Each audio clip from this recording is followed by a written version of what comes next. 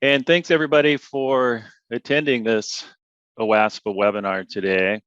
We have over 500 folks have registered.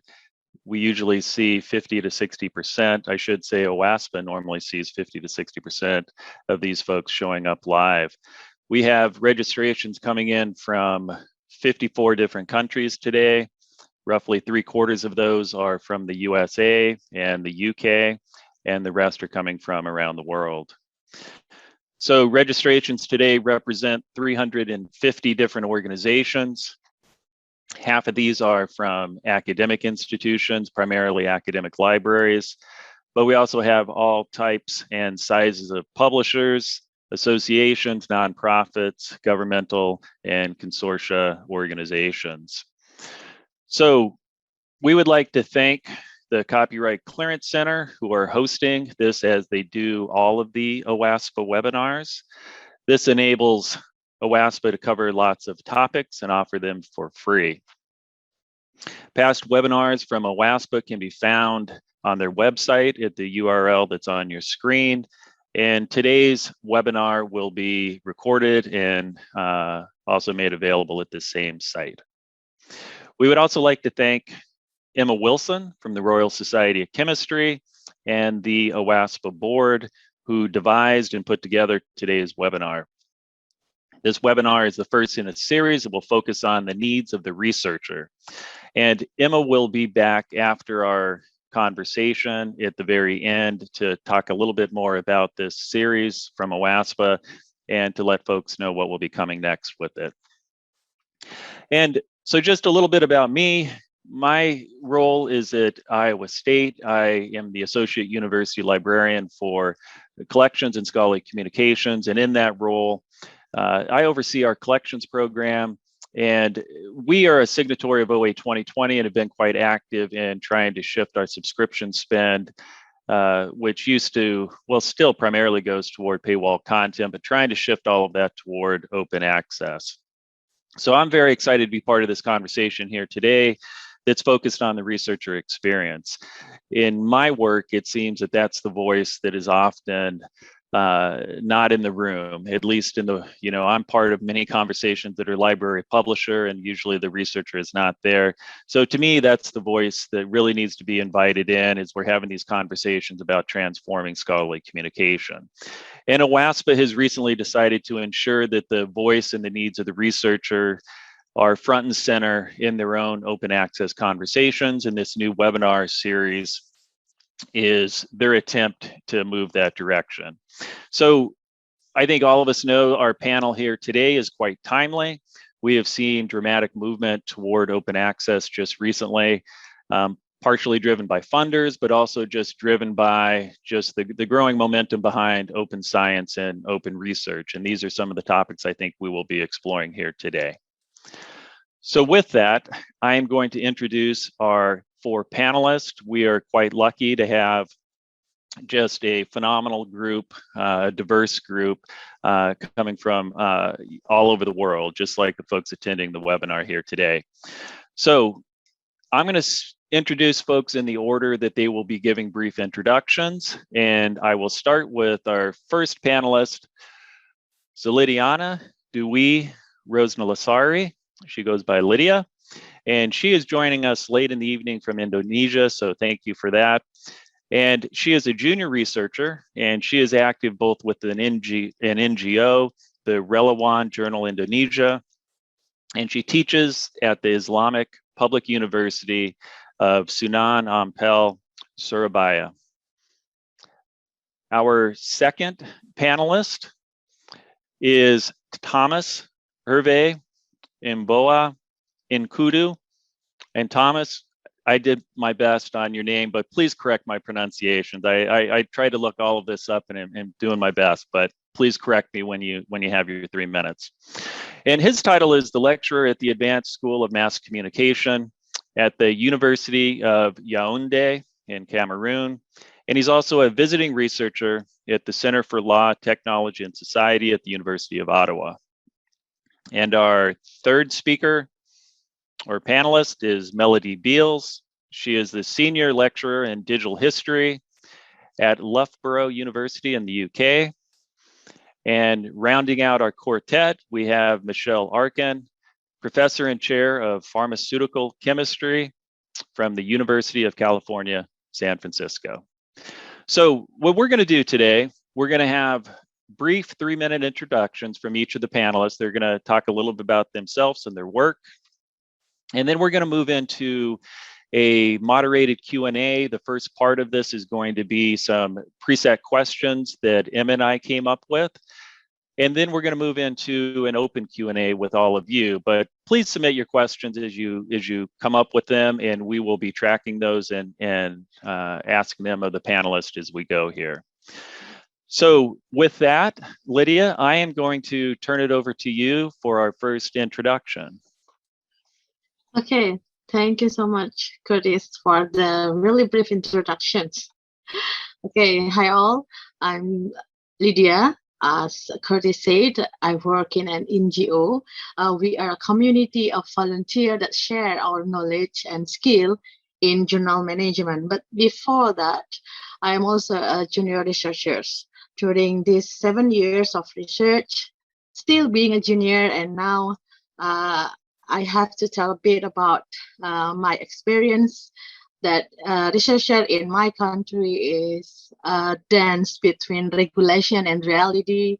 We go on with the effect and impact and so on, because as the responsibility as the researcher, we also becomes an academic. We have to teach. We also have to service in a community and so on. So as a little bit of introduction about me as a researcher, the experience, it's not only in just in a research area, but we do also in teaching and community service, and we have to combine all of those 3 things in one time in a semester or in a year, so that it become developing that always, you know, like a sustainable program for us as researchers. I think that's already 3 minutes, Curtis. Thank you. Right. Okay, all right. Thank you. And next in our order, and I lost my sheet here of our orders, we are going with Thomas. Okay, thank you very much, Curtis. So in order to understand my motivation for open research, you have to go back like 7 years ago, when I have been involved in Project SOA to promote open science and open science access in French-speaking African countries. And we found there that research in French-speaking African countries specifically, and in Africa are more invisible when we are talking with, when we are dealing with scientific knowledge on internet. And we found that this was like kind of cognitive injustice. So I'm motivated to fight against cognitive injustice and to try to make our voice more visible through open access as tools of empowerment and of research from Africa and global South.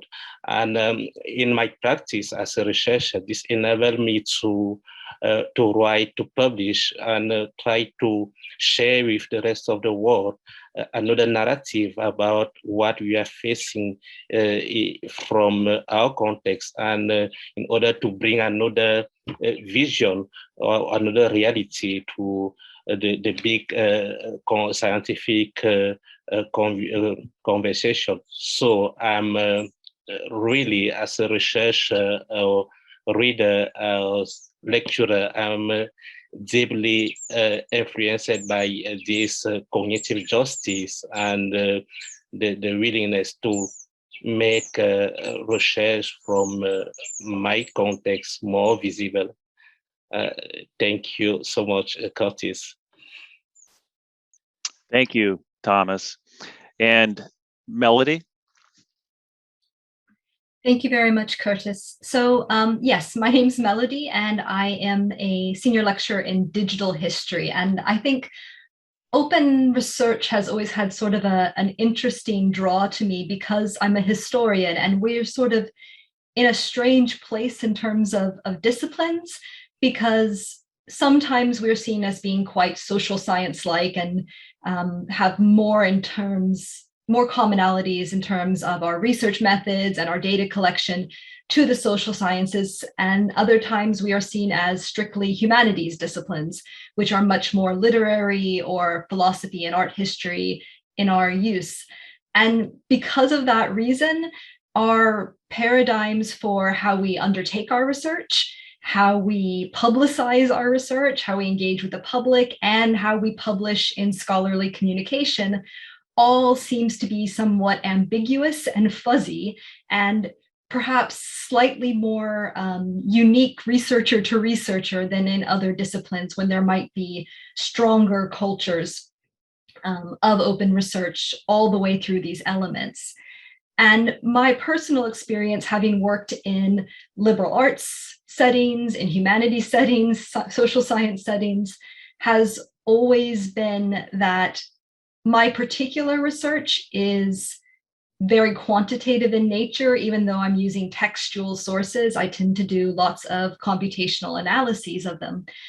But I wanted to really separate the idea of digital methods and the way I go about research and digital documentation or open documentation, which I think is particularly relevant to the social sciences and the humanities. And that's where I've really been drawn in open research, is this idea that even if you're not particularly quantitative, it doesn't mean that you can't have more robust research and better received research if you're not more open about how you went about it, what materials that you used. And I think for me particularly, I tend to write quite narratively in my research. I like to tell stories. It's one of the reasons I became a historian. And that's a really big challenge with open research, because you use illustrative examples. You sometimes go through lots and lots of material and try to weave it together into a single voice. And that seems a very daunting task to make both accessible to a wider audience, the background research, but just it's intelligible, I guess, because so much of it is judgment as opposed to stricter methodologies that you would find in other disciplines. But I really thrive on that challenge. So that's why I really love open research and want to kind of learn and share across disciplines. And this is such a great opportunity for that. So thank you for inviting me. Wonderful. We're happy to have you here. Michelle? Hi, thanks. Yeah, thank you so much for the invitation and for being a part of such inspiring panel with such inspiring colleagues. So I am Michelle Arkin. I'm a professor and chair of pharmaceutical chemistry. So I have many different roles that I thought thinking about open access from these different roles was very helpful for me thinking about this panel. So as a professor, I need to publish. That's how we're judged. And so where you publish and how many people see your work is very important. I'm also an educator and involved in several open science initiatives.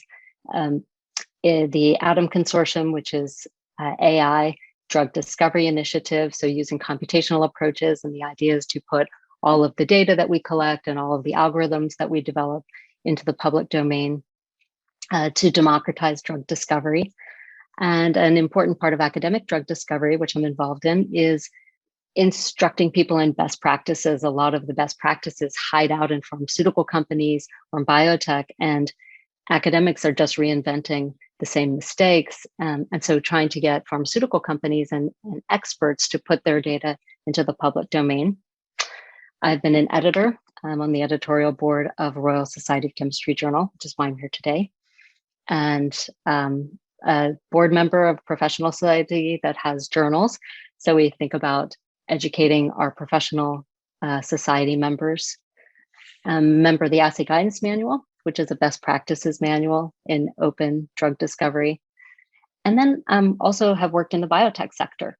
And as a biotech scientist and an entrepreneur starting companies, there's it's a little bit like Melodee was saying too. There's a yin and yang of open science and of publishing your work and having it accessible. On the one hand, that's how you communicate to people what your successes are and that other people think your work is important.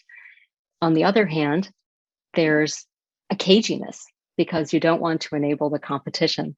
And so all of these things really make a very complicated ecosystem for publishing in my various roles. So I look forward to the panel discussion. Thank you.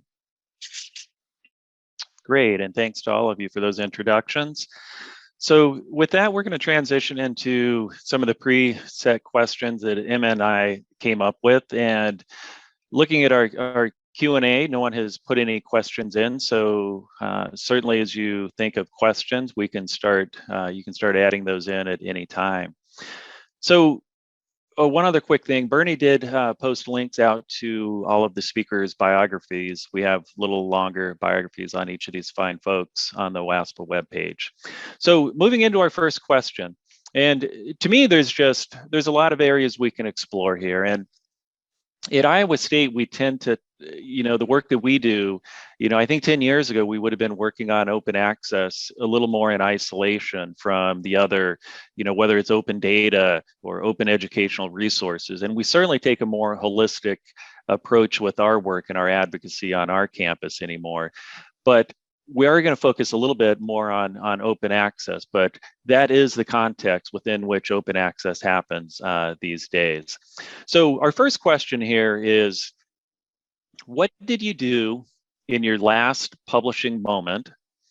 And was there anything that you would have liked to do, but were not able to? And I think we'll go in reverse order here. So Michelle, do you want to start with that question? Sure. So we recently published a paper where the reviews were quite constructive in improving the paper. And yet one of the reviewers was also unprofessional in tone. And so when I think about what we can do in open access, part of what we talk about at the RSC and open access is also open review. And what's the balance between giving the reviewers credit for the work that they do, having an open discussion, publishing reviewers' comments and our comments back. Rebuttal could improve people's understanding of the work and the context of the work. And there's also an opportunity to improve civility by opening this, if you're going to say something in front of everybody. Though I myself don't really want my reviews to be public because I'm afraid I would censor myself. Oh, I don't want to be wrong and I don't want to be open to scrutiny. I wasn't the one who was publishing. So I think this is an interesting aspect of open science. I don't know, open access journals, I think also are thinking about what kind of reviews to publish. Wonderful. And Melodee, did you want to comment on this or answer this question about your last publishing moment? Yeah, I was really fortunate in my last publishing moment. I published a piece in an archival science journal, which I would normally not do on my own, but I was able to work with a group of really lovely colleagues to do so. And the thing that was interesting about that is that the authors, we were all pretty united on the fact that we want to make all of our data open access and easily accessible behind the article. And the difficulty, even though the publisher was trying their best to accommodate us, it was how do we link that data and that information to the article in a way that will not only be accessible, but that will be quite integrated into the actual article. So in the end, we had used quite a lot of interview questions, and we wanted to explain our methodology behind those interview questions. And we ended up having to publish it through Figshare and just put links to them, as opposed to having an appendix in the article or an appendix that was published online by the journal. And so that was slightly disappointing for no other reason than it puts a bit more onus on the reader to actually go and investigate that data, which even though most of our readers probably are reading online, it is an extra step. And so that's one thing. I was very, very happy the authors and I were all in agreement. I was happy that we were able to find a solution, but it's not quite as integrated with the discussion as I had hoped. And hopefully that'll change going forward. Curtis, Wonderful. can I jump in? Can I ask a follow-up? Yep. So in our basic science, it's very common to have all the data associated as appendices. And so I'm curious about that, Melodee. Is that just not done in that field? It's just not for most of it. I mean, there is a general history or culture of scarcity of space. So even methodologies are generally speaking not included in the article themselves. If you want to know how they came to the conclusion, you have to just go and ask the author directly or meet them at a conference or something like that. So in previous times where I tried to integrate these things, I try to have slightly larger than normal methodology or data explanations in my articles, but I do get a lot of pushback from editors just because it's not the style of the journal. It's not because the data is bad or they're against it. It's just some of these journals have 100-year histories, and that's just not how they publish things. So it's difficult to sort of change that culture without just going to an entirely new journal. And that has its own problems with getting people to engage with it itself if it's in a new journal. Yeah, that's fascinating. It seems to be going online. It gets rid of that problem of space, and it just that's so opposite from what we experience. Thank you. Yeah, and it's just there's a culture. It's not necessarily bad. It creates this lovely collegiancy of style, but it's something that makes this particular thing difficult. Yeah. Thomas, do you want to share a little bit about your last publishing moment? Yes, thank you, Curtis. Yes, I was lucky during my last publication. It was a chapter in Martin F. book, and my chapter was entitled Open Access as a Pharmacon, Epistemic Alienation in African Universities. And I was lucky because I received a lot of attention from the main editor because they were aware that English is not my primary language, and they gave me a particular attention to what I wrote, and they did the linguistic editing for me before they send the book to the MIT press. And at the end, it's true that my chapter was not selected to open the book. But after the first review, the editor advised that my chapter should open the book because it's something so different, something very relevant for the book. So it is something very important to be aware that anyone is not speaking or is not English native, since all of us know that now English is the lingua franca of scientific of scientists. And one thing that I regret from this book is that the book is entirely in English, and many researchers cannot read English, specifically in Francophone African countries. They need to do a lot of effort for this. So that is why I know that it's a lot of work and it's a lot of time to do that, but multilingualism in book can help to and can facilitate the circulation of knowledge and idea. Yes, that is what I regret, because a lot of my publication are in English, but I really want them to be translated in Spanish, in French. But yes, multilingualism is something very important for open research too. Thank you, Curtis. Yeah, it's interesting when we think about the barriers. One is, we think of open access as if just putting the articles out there solves the problems, but obviously there are other barriers to access we need to take into consideration. Lydia, do you want to share a little bit? We do have some questions rolling in now, but I'd like to hear your thoughts on your last publishing moment. Yeah, basically my experience is just like what Thomas has. It's about the language barrier. because in my country, in my society, this online journal is a new culture, a new things for us to write down everything and publish. We don't have that kind of culture before. And since several years ago, it becomes compulsory for those who are achieving the degrees, and it's also compulsory for those who are achieving the professorships, scholarships, and so on. And the list going on. It's always the list is getting longer and longer. And the problem is sometimes myself cannot define which one is actually international things or local things. That's why in my introduction, researchers in my community, it's about being affected or we giving impact. As Thomas said, that I have also some of publication, mostly in English, but those publication, it's not for my society, my closest society.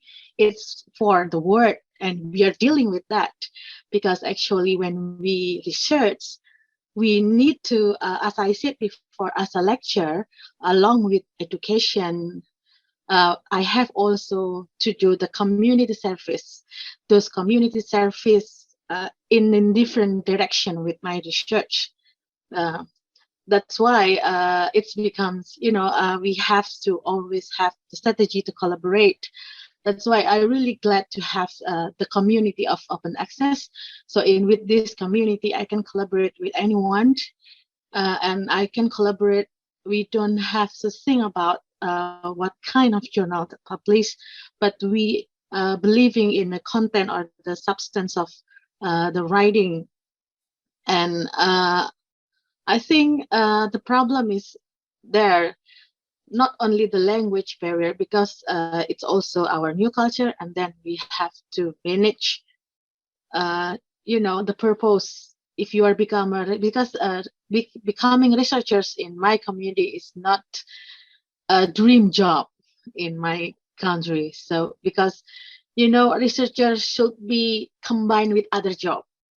There very limited number of people in Indonesia, in my country, becomes only researchers. They have to have the other job, whether it's a lecturer or teacher or a publisher or editor, something like that. So we have to deal with that. So it's like being a researcher in Indonesia, you have to got a multi-talent person. That's what happened, and based on my experience here. Thank you, Curtis. Thank you, Lydia. Well, we have quite a few questions coming in now. I think I might start just picking some of these from the questions that have been submitted here. So Kelly Woods asked, she says, I would like to hear the panelists' thoughts on post-publication peer review as seen in Open Research Europe and other F1000 publishing platforms. And Michelle, I think you were mentioning a little bit about peer review. Do you want to start off with this one? Oh, sure. I think Faculty of 1000 is really great. So one thing that you have is so much information. I feel like every 6 months, there's the entire body of history published, the volumes just accelerating so quickly, it's very difficult to keep up. And so having something go viral, having something be raised up in your consciousness because somebody who you respect points it out to you, I think it's really, dangerous because things get missed, but also can be really valuable. And so Science Twitter is good for that. Some of these post-publishing reviews are good for that. And do we count post-publishing reviews as comments on bioRxiv? So this is pre-peer review, preprint servers. In our space, we have medRxiv, bioRxiv, and chemRxiv. And these are very useful for seeing what people are thinking about, what they're working on, and people can comment on it. And sometimes you can really, I've seen during COVID, some things get really squashed right away in the public domain before they've been through peer review. So, like anything, Twitter can be very valuable and very mean. So I think that that's the sort of yin and yang of it. Any other thoughts on that question about post-publication? Any other comments, or we can move on? Melodee? Just really briefly, I think this is a fascinating comment, and I recognize entirely the disciplinary differences with the idea of post-publication peer review as well, because in the humanities, at least, and I'm sure more widely, really, we always have done post-publication peer review. It's called engaging with the discourse. And so when you write a new article or you write something else, you're supposed to engage critically with the things that have come beforehand, what worked well, what didn't. And I think from my own experience, my own subfield within history, not digital history, but newspaper and media studies, there's a reluctance to engage in that kind of deep critical literature within articles again. So if you're doing a historiographical article, you might say, here's the state of the field, here are the types of things people do. But when presenting your own research, people tend to say, like, here are the 6 people that I'm supposed to mention as being relevant to my article. And now here's my completely decontextualized study. And I think that is not really helpful. And if we just try to create a new venue for post-publication peer review, here are all our reviews, that's just going to disconnect it even further from the work we're doing. So just as I'm saying with the methodology, I would like for there to be more space in our own research. And I think this helps with the problem, Michelle, you were saying about you don't want to put your thoughts about something out when you're not publishing something yourself because you have time to reflect and get all the details right. So I'm 100% for it. I hope that it ends up being an integrated part of a conversation as opposed to just a detached review somewhere out in the ether, because then it's only going to get in contact people who are super interested in finding it. Thomas and Lydia, did you have anything to add on post-publication? We can move on to another question if not, but I wanted to give you a chance. Yeah, I think we have to move on to next questions. Okay. Well, I was thinking about, I actually just came up with a question here when I was listening to Thomas' introduction and just talking about social justice. And, you know, at my institution, we're trying to orient our support for open access, you know, in a direction of equity. You know, we see it as an issue of equity. And I'm just curious, you know, I feel like there's tension between a researcher's need to publish in certain venues in order to have a successful career. We have departments on my campus that keep journalists. And if you want to have a career and move through successfully, these are the journals you must publish in. Not all disciplines, but some. And yet, you know, I think we're all concerned about equity, and we want readers, we want patients. We just came through, we're not even done with our pandemic yet. So public health crises where everyone should have access to the scientific knowledge that we're creating.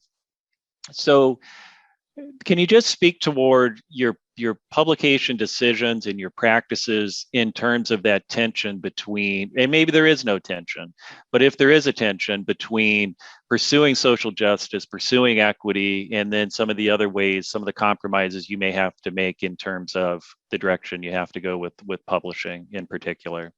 And Thomas or Lydia, Thomas, why don't we go with you? Would you like to speak to that?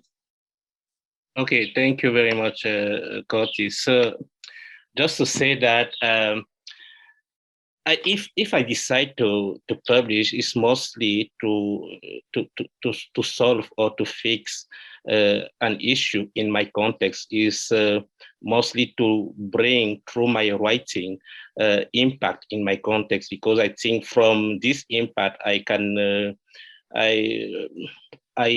the rest will follow, you know. So I'm firstly driven by the needs of my context and my community. That is what motivated me first to publish.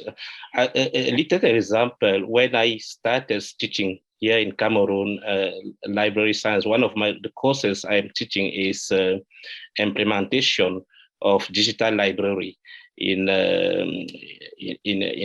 Africa, and I was so surprised that I was not able to find any documentation describing a local experience from Africa that I can use in my classes.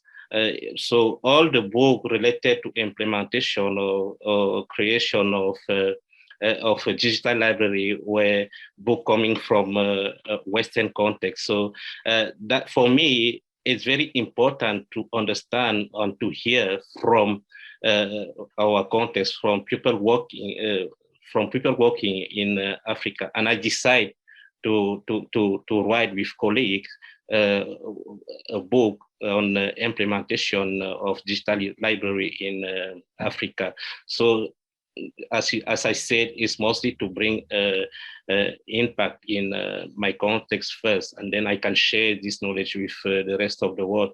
And the second thing is how and where the book will be published. And since digital books are very important now are taking a lot of place here in Africa because people can afford it, they can share it. I decide to move. I contacted the platform in Africa called Continental Platform in South Africa. Yes, because South Africa, they have a kind of continental platform. I will put the link in the chat later. And they offer to research in Africa, an institution, a platform to publish books or volume or journals without any problem. So they are offering the infrastructure, the digital infrastructure for publishing, but they are not offering a linguistic review and a scientific review. But it's already something very important to offer this kind of digital infrastructure in order to make African research more visible. So that is what I can say about this question, Curtis. Thank you, Thomas. I really appreciate what you had to say about impact and context. Lydia, do you want to speak to this in terms of tension around equity and social justice and, the pressures you may have as a researcher to publish in certain ways? Yeah, the pressure is actually, if we choose to publish in Open Access Journal, it's the APC that we have to deal with. That's the first. I don't know what kind of equity that I have to explain here, because as a researcher, especially for junior researchers like me, we have to, let's say, compromise with how to collect the data and how to publish, because somehow my government and the institutions already has their choices to publish, and they have this kind of, let's say, standard. So basically, when we as the researchers using our own standard, they won't believe the standards, but usually they prefer to have the international standard. International means that we have to deal with the language barrier. And so that's, like I said before, if I choose to publish my research in English, it means that my brother or my sister or my neighborhood won't understand what we are doing, what I research. This kind, so that this equity, it's pretty like an issue that we have to come up with, but we are dealing with that. That's why, being multi-talent researcher is a must in here. Thank you, Curtis, for the questions. You're welcome. Michelle or Melodee, do either of you have any thoughts on this question? I don't have a particular thought. I just want to say thank you to both Thomas and Lydia, because I hadn't really thought about the language impact of publishing English on your local communities, whether that's your sector or your individual groups. And that's fascinating. That's really good to hear, actually. Thank you for sharing that. Yeah. So I'm going to, go ahead, Michelle. Oh, no, just, thinking what can we do about it? Because I publish open access. My grants include, we can write into the grants that were, APCs, our university is trying to lower the cost of APCs through these transformative agreements. And then also if you can write a grant to them to get it cut down even more. And so we really think of it as making it accessible to people in places where it would be too expensive to see the work. But it means that it's expensive for them to publish their work in the same way. And so also really helpful for me to just be more conscious of that aspect of open access. And my library is entering into these open access agreements that are APC based, and some of them are non-APC based. And so we're having more and more conversations with publishers about, in the context of an APC business model, what does equity look like? And I don't think that a waiver system is necessarily equitable, where some percentage of the population has to come hat in hand in order to get access to publishing. Michelle, I'm going to start with you. There's a sort of a related question here in the Q&A. So how should research evaluation systems balance research excellence and research openness? And there's a follow-up to that, but why don't we start with that? So balancing research excellence and research openness. And from what I'm hearing you say is that those are actually twin trajectories. So you're doing both of those things, it sounds like. I think the goal is the twin trajectory, that you help people do excellent work by giving them the tools and the education to, so they don't waste time and their precious research dollars. And something Melodee said, I think is true in my field too, at least the way I practice it, that we're pretty polite to each other in journals, in our articles. It's very easy to get a different result because especially if you're not publishing methodology in enough detail, to just not really be reproducing what they did quite correctly. And so it's very rare to come out and say, this paper was just completely not correct in the peer-reviewed literature. So these more informal open source places post-review, I think that happens more there. And so that's also meant to be self-correcting. I think a biggest challenge is just getting to people. There's so much out there. How do you get to people?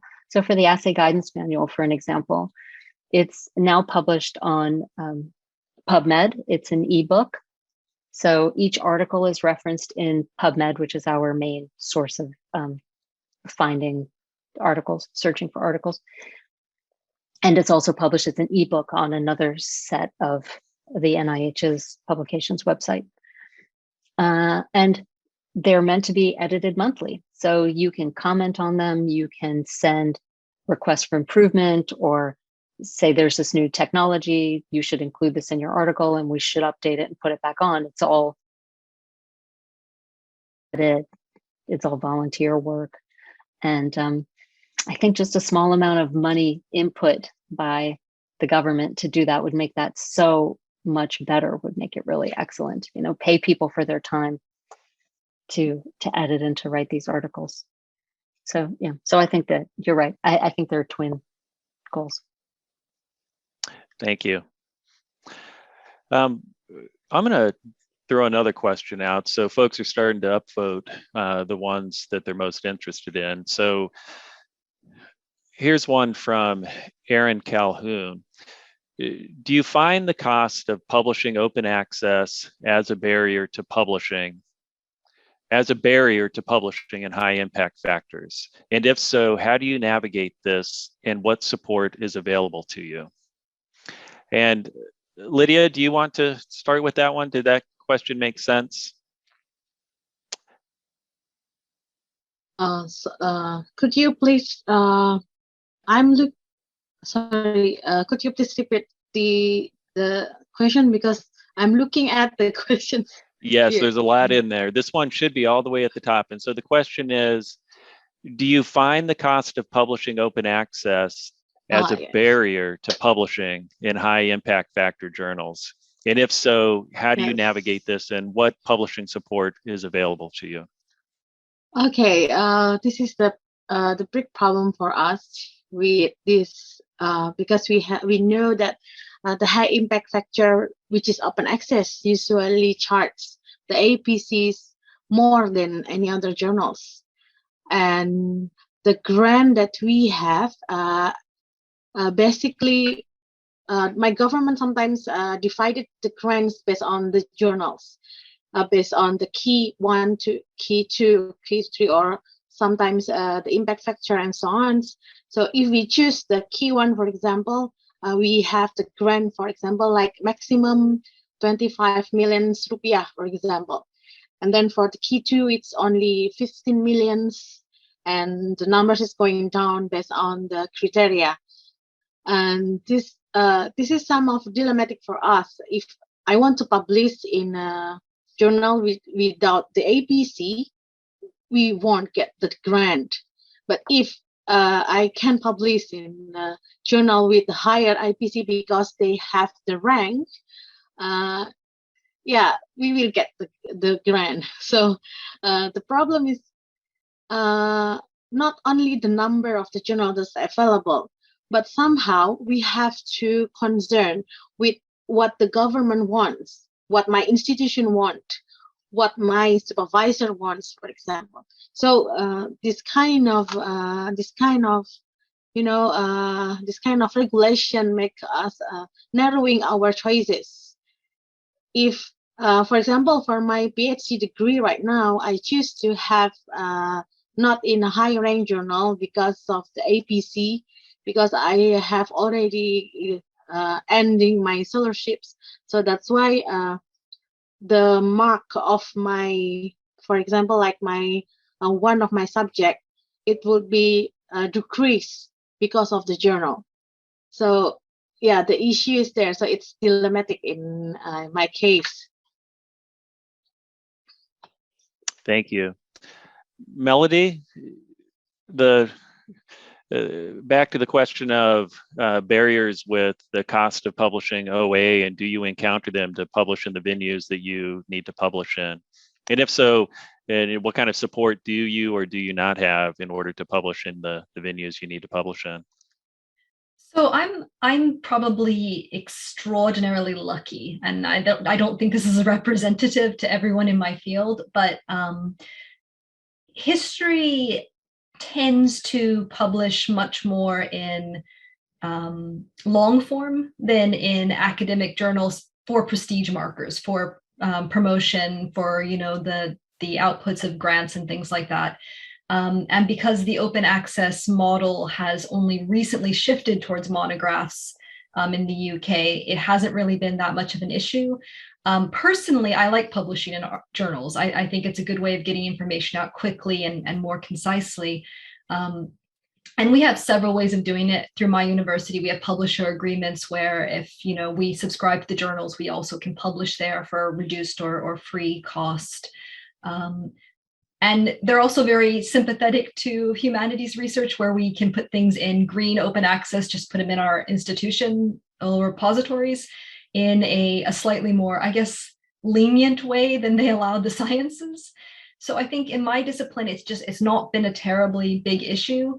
I do know from wider discussions, though, that the biggest journals, the ones that are really going to make a name or be really seen, especially the quite general journals in history, they tend to have the APCs, or they don't publish open access at all.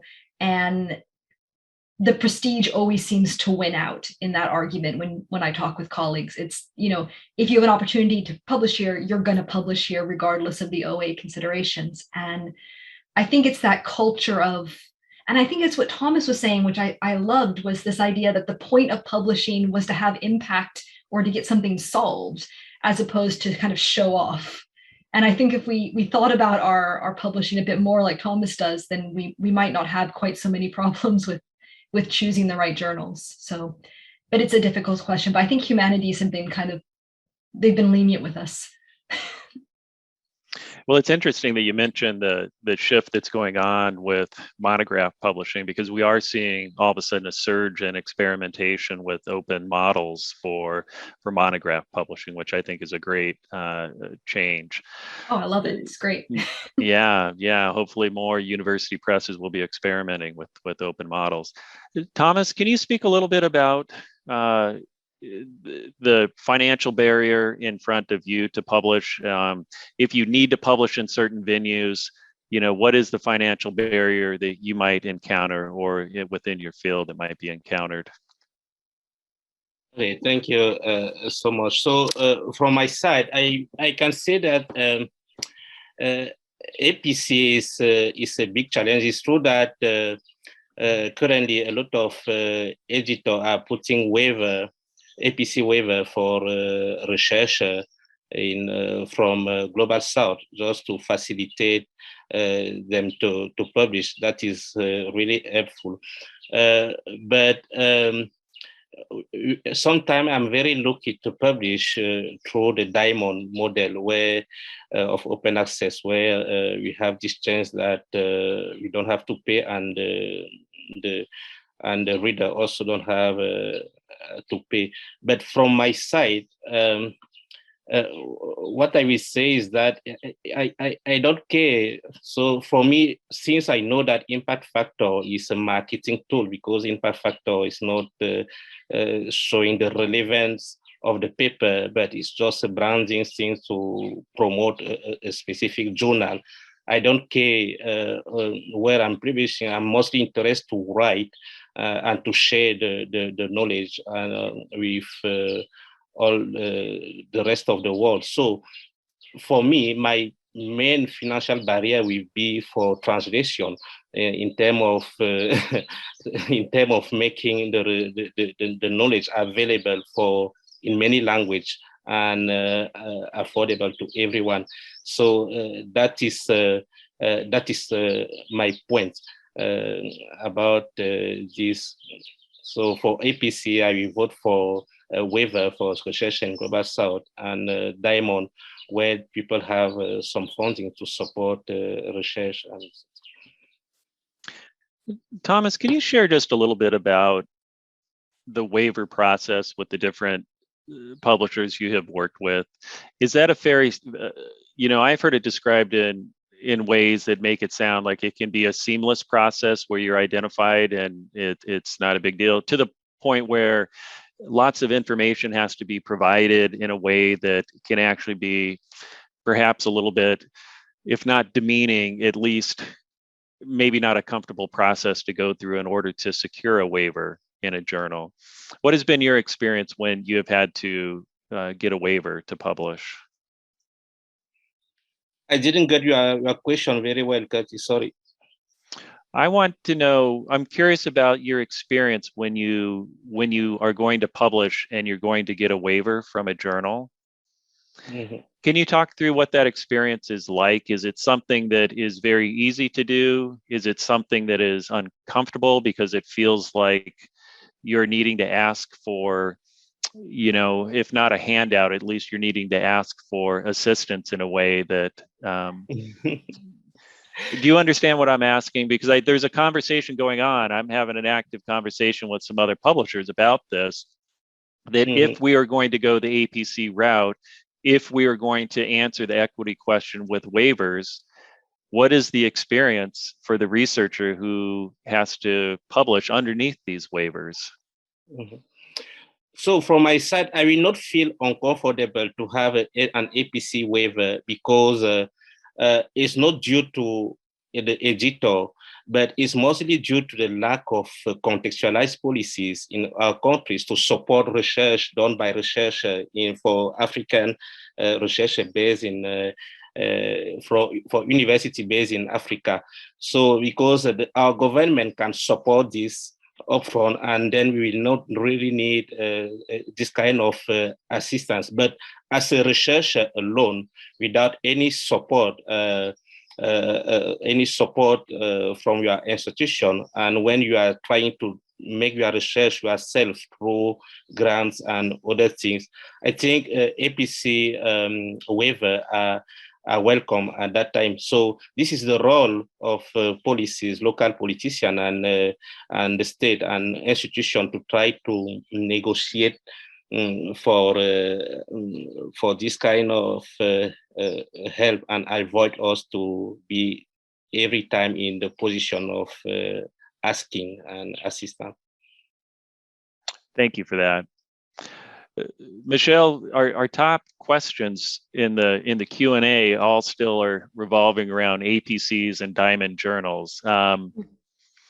So let me pose one of these to you. I think Thomas has already spoken a little bit toward Diamond open access journals, and it seems like in some cases that's an option. In some cases, perhaps a researcher needs to publish based on the reputation of the journal. So here's a question to you, Michelle. This is the one from Robert Kopke. What, if anything, do you look for in a journal before submitting your work? Does payment, APCs, page charges have any effect on where you decide to submit? It doesn't, but it probably should, because some of these open access, the numbers are really going up for those marquee journals, like you're saying, the high impact journal. So we have, and I know this is different in different countries. So in the United States, if your work is funded by the National Institutes of Health, which much research is, then they require that it be made public after some period of time for free on the NIH's website, this PubMed. So that's what we'll do. If we just don't feel like paying that much in open access, or we can't afford it, or whatever the situation is, then we'll use that route. So I have kind of a mental comfort with how much I'm willing to pay an APC, and above that, I'll just use PMC as the PubMed Central. Yeah, anything we can do to normalize those costs or harmonize those costs would be a good thing. We used to pay for preprints, and then we would physically hand people preprints, right? And now we can get PDFs and hand people PDFs, and they want to avoid us doing that. That's sometimes copyright infringement. So make it easy to do it legally. So I'm going to change directions here a little bit. I'm going to bounce down to a question from Howard Ratner here. And this is a question about research data. So Howard would like to know of the panelists, who is sharing their research data openly?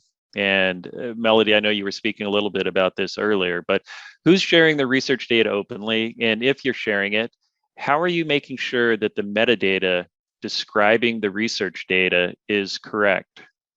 Especially the following essential fields: creator, institution, reuse terms, etc. So are you sharing your research data? And if you are, how are you handling the metadata? And Melodee, do you want to start with this one? Then we'll go to Lydia.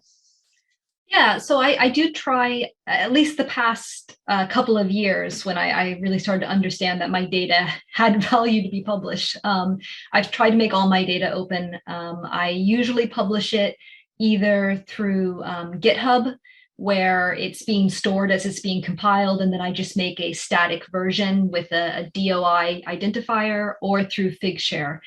And when I was talking about having to have links and things in articles, this is actually what, as I was referring to, one of the journals I published in had a black and white publication. It made my graphs incredibly unintelligible, and there wasn't room for the data. So I made color graphs, and I made colorblind accessible graphs, and I had links to those.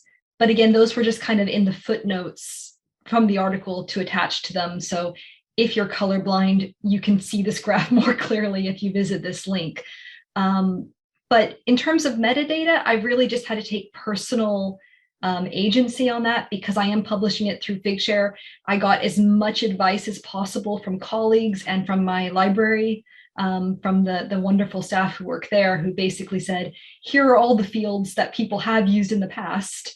And I was able to try to get as much data as I could, but it was very much about taking personal responsibility to make sure it was there. And if I just left it to the standard Dublin core metadata, I don't think I would have been happy. I think it would have been too vague for my own standards. Thank you. Lydia, How are you Yeah, sharing or not sharing your research data, and how are you handling the metadata? so actually my subject is literature, so my data is mostly in text. But if I also did some research related with people's feeling or people's opinion, so those opinions becomes open access, like what Melodee did in Figshare, but I share it in another platforms, like in my personal blogs, or probably I don't really, let's say, I cannot really detailing about the metadata that the journals publish, because sometimes I publish it in a local journal and their metadata it's not that good enough, but I always put my emails in my publication. So if people ask me about the data that they wants to reuse them, I feel gladly to share. But basically, most of my research in text, so the ethical clearance that I have to going through, it's not really hard, because there is no like what Michelle probably dealing with health issues and so on. But because of I deal with language and literature, that would be a little bit, let's say, it's the data, it's sometimes it's not that important to reuse, or probably it's already everywhere because it takes space. And then, yeah, I think you covered that it. will be answer, right? Yes, you covered it nicely. I think this is an interesting question. Michelle, do you want to talk a little bit about your research data practices and how you're handling the metadata? Yeah, I think just because the data is so different, all of our issues are really determined by the type of data we collect. So a couple of answers pop to mind. One, there are whole journals now, Nature Press journals, Science Press journals that are ACS Press journal, that are based on just storing the data.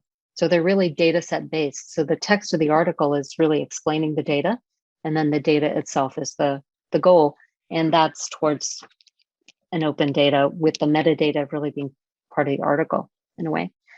We also, since I do chemical biology and drug discovery, we might do hundreds of thousands of data points of different compounds that we're testing in an assay.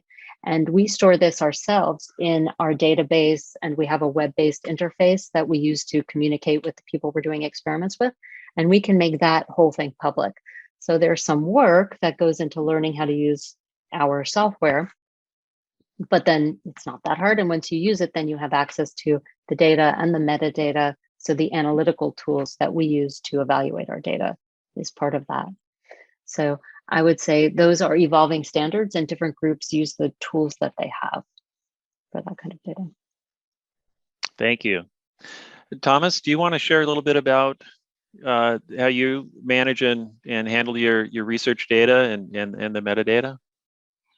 Yes, thank you very much. So I think it depends of my position and what I'm doing. So as a researcher, one thing I'm doing is just firstly to ensure that the editor allow the reuse or the sharing of preprints, because I always, since here in Cameroon we don't have institutional repository or something where I can self-archive my work, I'm using Zenodo. Zenodo to self-archive my work, and I'm sure that I will get the DOI and share, and so my research can be findable through API and other search engines. So that is what I'm doing as a researcher. But in another side, what I didn't say is that I'm also a biochemist. I'm a molecular biologist. So that was my first background. And through this, I have a molecular biology lab in Cameroon called Mboa Lab. And from the open source, open science hardware perspective, we are not really impressed by the paper, peer review paper, but we are impressed by sharing the code, design, and protocol of equipment we are building or experiment we are running. So at this time, platform like GitHub, as GitHub are useful, GitLab are useful for us. And there is a big discussion now to see how research in library science can ensure the circulation of code and design, and because it's very difficult, it's not like when we are using data set with data site protocol on metadata things. So with open source hardware is something very different, and there is an ongoing discussion to see how we can also, as a librarian, or they can also ensure the circulation of this kind of code and design are available. So it depends of what I'm doing, what I'm writing, what I'm working on, and but always I make sure that I get the DOE through Zenodo, because that is the most affordable for me here in Cameroon.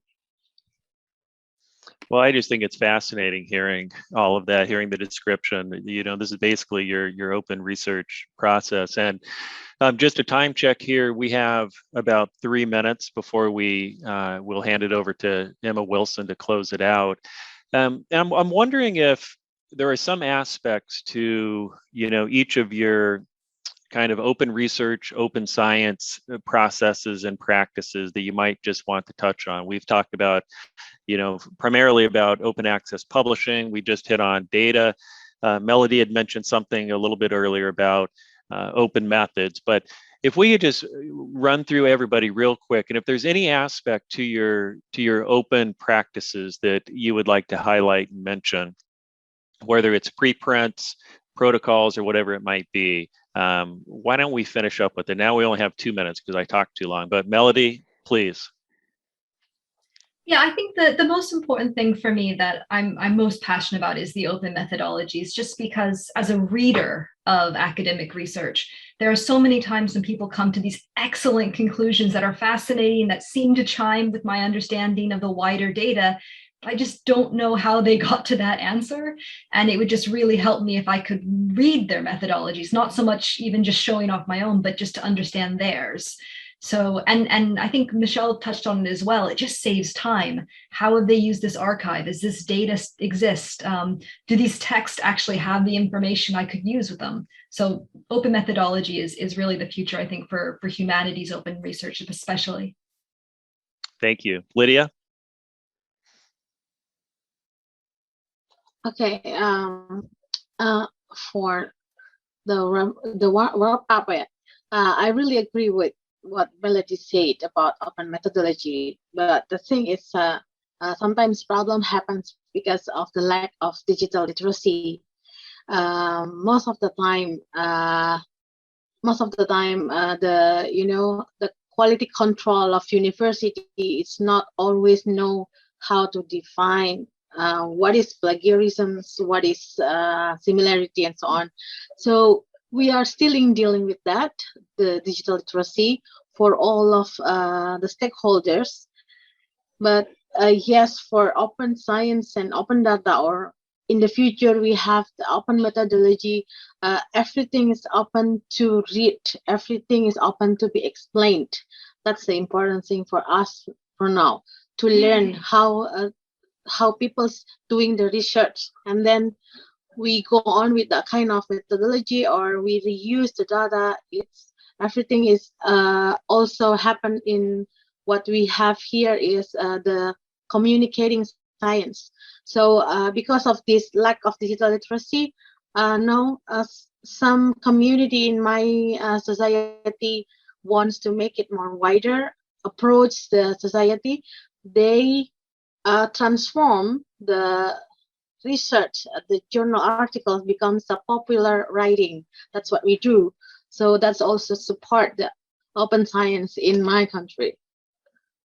Wonderful. And Michelle and Thomas, I think the sand has run out of the hourglass here on us, but I think you both were quite eloquent on this in response to the previous question.